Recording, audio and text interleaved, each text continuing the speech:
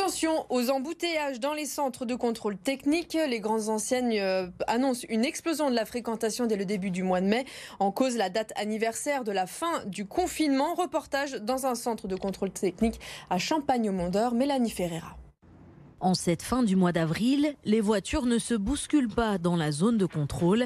Confirmation faite après avoir jeté un œil sur le planning. 11 rendez-vous à 2 contrôleurs.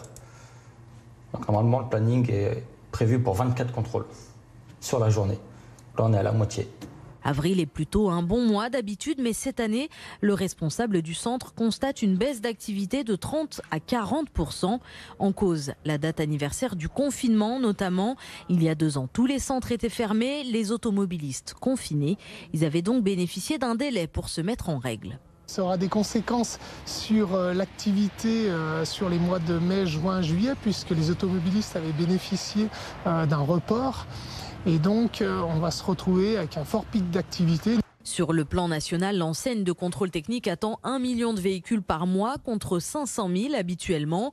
Pour faire face à ce grand rush avant l'été, les équipes se préparent donc à faire des heures supplémentaires. Cela permettrait de contrôler une petite dizaine de voitures en plus par jour. Mais ce ne sera pas suffisant, selon le responsable, pour absorber l'afflux de clients. C'est pour ça qu'on les invite à perdre même une semaine de leur contrôle, de leur date d'anniversaire, pour pouvoir rouler tranquillement.